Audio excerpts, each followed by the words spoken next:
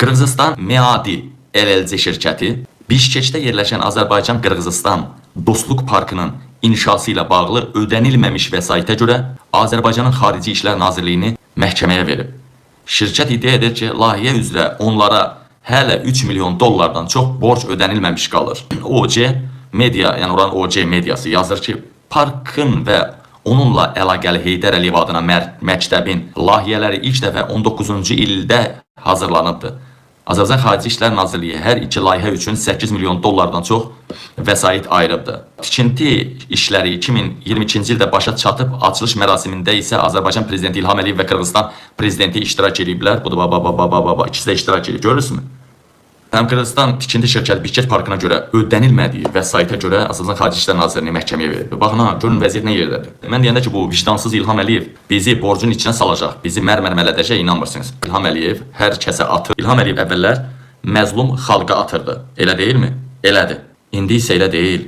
İndi isə İlham Əliyev ailəsinə, ailə üzvlərinə atır. Nazirlərə atır. Sağına, soluna atır. Artıq atış gəlməyin həcmi böyüyüb. O vaxtda deyir, daha belə kolun içindən bugün bir yumurta uğrayan uşaq böyüyəndə adam uğrayar. Əfqan Muxtarlı da paylaşım elədi. Paylaşımını çatdırıram sizə. Bilirsiniz, çox böyük hadisə baş verdi. İlham Əliyev atasının heykəlinə Stalin sözünü yazan AXCP fəalı Elbəyi Kərimlini həbsxanada qətlə yetirdi. Bunu mən demirəm ha. Ala baxın, Əfqan Muxtarlı deyir. Beynəlxalq səviyyəli jurnalisti Əfqan Muxtarlı.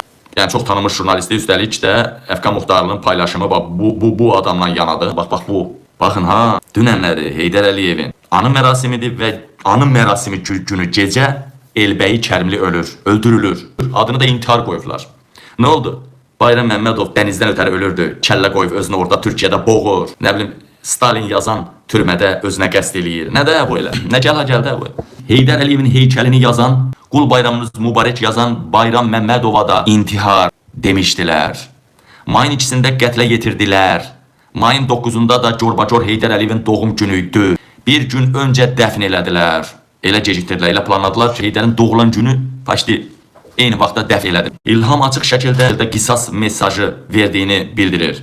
Mehman Qələndərli Kürdaxanıda qətlə yetirildi. Əvvəl dedilər ölməyib, sağdır.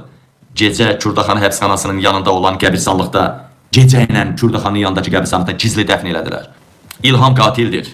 Elmar Hüseynovun, Vidadi İskəndərlinin, Vüqar Rızanın, Hüseyin Bakıxanovun, Rasim Əliyevin, Gözəl Bayramlının, intihar edən qazilərin banka borcu olduğuna görə Rusiya ordusuna qatılıb öldürülənlərin hamısının qatili bir sümsük sürtüktü İlham Əliyev. Öldürüldü. Heydər Əliyevin ya doğulan günü ya ölən günü.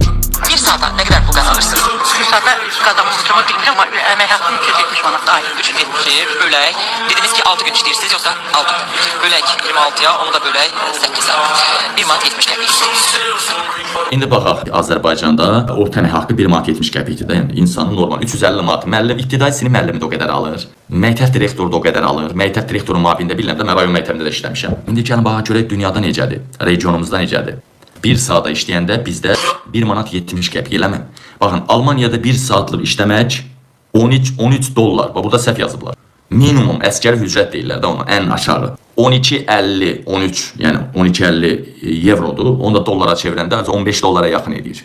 Lüksemburg 15 dollar, Norveç 16 dollar, İsveçrə 25 dollar, Avstraliya 18 dollar. Qoyun, onları boş verin. Gəlin regionumuzda görə nə qədər alırlar.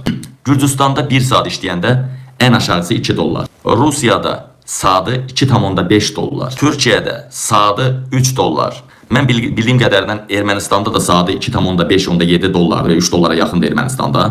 Onu yazmayıblar sadəcə. Amma Azərbaycanda 1 manat 70 qəpik. Bunu da dollara çevirəndə nə qədər eləyir? 1 dollar. Baxın, Azərbaycanda eşşək kimi 8 saat da yox, 12 saat işləyən adam maaş kimi 350 manat alır. Artıq müəllimlər də 100, 200, 300 manat, 350 manat alan sinif müəllimləri zaten hardasa axşama kimi işləyəcək. Və onlar alır nə qədər? 1 manat 70 qəpik, nə qədər? 1 dollar. Niyə bu boyda neft qaz ölkəsində bizdən aşağı maaş dünyada heç kimdə yoxdur? Niyə bizim, məsələn, götürün Daxili İşlər Nazirini, Müdafiə Nazirini, Dövlət Sərhəd Xidməti rəhbəri şərəfsiz namussuz Elçin Quliyev götürün də. Sual ortaya çıxır. Niyə, nə üçün, nədən, nə səbəbə? Bunlar hər ay 80.000 manat paket alır. İcra başçıları, nazir müavinləri, qoşun korps komandirləri belə 30.000 manat paket alır. Niyə? Niyə nazirin maaşı 10-15 min manatdır? nazirin, məsələn, tutaq ki, Müdafiə nazirinin ya vilayət yığazın, niyə bunların maaşı 15 min, 10-15-12 min manatdır, amma bunlara 80 min paket verirlər? Çünki Tula kimi sadiq qalsınlar İlham Əliyevə. Tula kimi sadiq qalsın. Almaniyada vəzifəli şəxslər bizneslə məşğul deyil. Deyək ki, Almaniyanın İç İşləri Bakanı ayda alır 9-10 min euro. Yəni bizim pulda 15-17 min manat, 18 min manat. Eləmi? Elə. Nətər olur axı? Bizim də Daxili İşlər Naziri biznesi, milyardları söz yox, en qədər, üstəlik də ayda aldığı 20 min manata qədər maaş alır, 80 mində paket, 100 min manat. Niyə? Azərbaycanın Daxili İşlər Naziri ayda 45-50 min euro alır, üstəlik fantastik səviyyədə bizneslə məşğul olur. Amma Almaniyanın Xarici İşlər Naziri 9-10 min euro alır. Heç bir biznesdə yoxdur. Yaxşı, bunu qiyasladıq nazirləri. Gəlin indi sizə adicə süpürgəçini. Niyə Azərbaycan süpürgəçisi 350 manat alır? Almaniyanın süpürgəçisi, yəni süpürgədə süpürmür, o maşına texnika ilə də burada süpürmək. Niyə süpürgəçisi ayda alır? Deyək ki, 6-7 min euro. Niyə Azərbaycan müəllimi, ən çox dərs keçən o da sinif müəllimi, 300-350 manat alır? Amma Almaniyanın sinif müəllimi alır hardasa 5-6 min euro. Vergi, zirzi, bir əlinə çıxır, gəlir 4.5-5 min euro əlinə gəlib çıxır. Niyə? Yaxşı, indi müəllimlə götürək də, yəni. Yəni, niyə görə müəllim, Azərbaycan müəllimi, Alman müəllimindən 10-12 dəfə aşağı pul alır? Bəzi hallarda 20-30 dəfə aşağı pul alır. Amma bizim nazirlərimiz Alman nazirlərindən 5 dəfə artıq maaş alır. Niyə? Legal, illegal. 5 dəfə artıq alır. Niyə? Paylaşımda çağıran sizə bir çox bir məsələ verir. Bayramdan bilirsiniz. Bu bayramın suarlı bayçılarına və Türkiye'de yine gösteriyor.